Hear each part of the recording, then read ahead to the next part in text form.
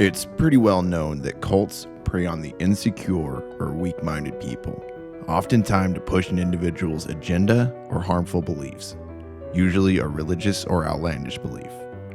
Tonight, we're going to dive into the God complex of Amy Carlson, or Mother God. I am God!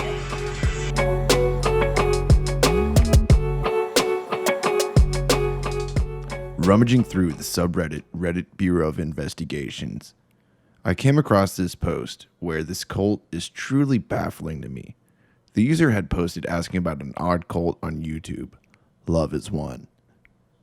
Ran and founded by Amy Carlson, otherwise known as Mom or Mother God in this cult. To her followers, she is God. To others, she's manipulative and abusive. Prior to her cult, she was said to be a straight-A student in school, participated in choir, and had a lovely singing voice. I'm sure all that's true. Eventually, she had 3 children and became a manager at McDonald's somewhere in Texas, seemingly living a somewhat normal life. Then, at some point, she began discussing matters of faith with people on the internet. And it's believed that her dive into this alternative spirituality is what led her to become Mother God. It would be almost impossible to pinpoint the exact time that this happened, but we can assume it's somewhere around 2006 to 2007, as that's when she abandoned her family and her job.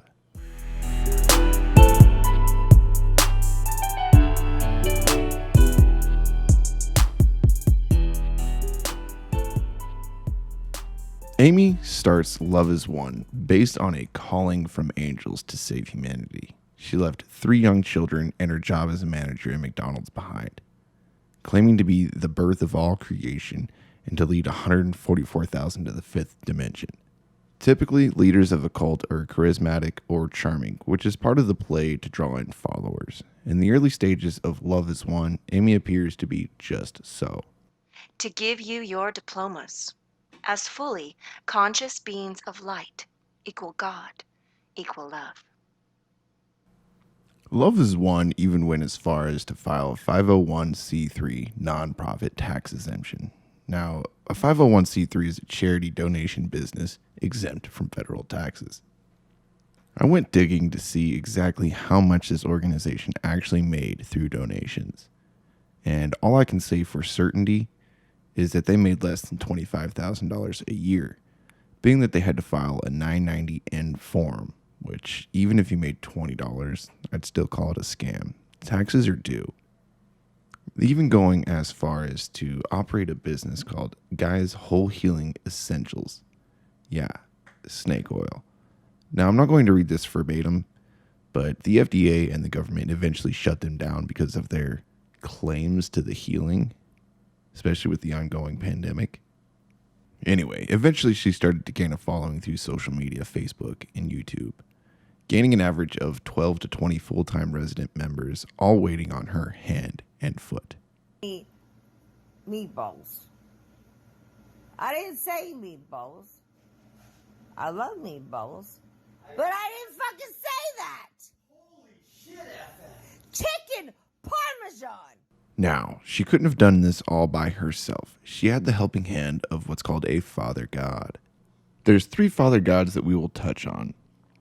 The first Father God being Amaranth, who is believed to be the one to get her into this new wave spirituality thinking. The man she left everything behind to start Love is One with. The most current and final being Jason Costello, who is well documented to be abusive to the followers.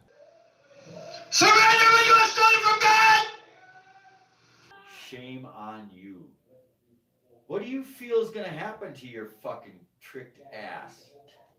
It's gonna get tricked out is what's gonna happen. For eternity. Whore. Is I've been a fucking complete washout to this point. I fucking hate myself, but I love myself and I don't know what to do with it because I won't listen to you, God. I refuse to fucking listen to you. And crazy every fucking day because I can't breathe. I got my head stuck in my fucking asshole like the rest of humanity. Tell them.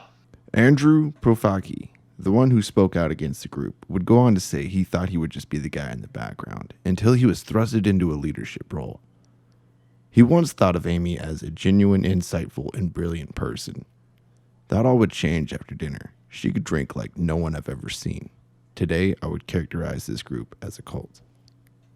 With the aid of father gods and current members, they would recruit through the social medias. With a YouTube channel having a larger number of subscribers than I do, at least 9K of making this video, live streaming at least twice a day, being that they would live stream so often, that would account for hours and hours of footage to come through.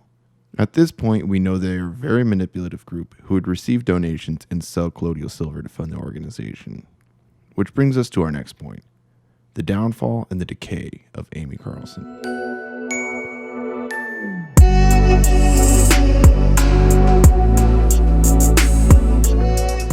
All members were banned from drugs and alcohol, allegedly. Got it. Except that, of course, of Amy and Father God. Jesus fucking motherfucking Christ. Who I am. Amy would drink heavily, believing alcohol is a natural medicine, as well as her colloidal silver. As you can see, her health would deteriorate after a short time.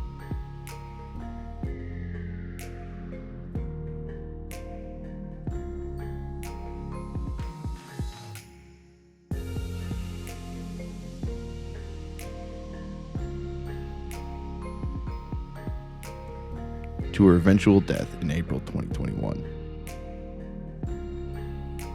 According to the arrest affidavits of the suspects, who were each charged with abuse of a corpse, her body was found in the back room laying on a bed wrapped in what appeared to be a sleeping bag. What appeared to be glitter-type makeup was found around her eyes. The body was decorated with Christmas tree lights and appeared to be set up in some type of shrine. Now, I just want to say, with so much information surrounding this cult and spending an enormous amount of hours diving into this group, I can only do so much. There is plenty of information and video content available for those that want to dive deeper. And for those that want to, I will link everything in the description. But for now, stay away from snake oils. This is Trickbook. Have a good night.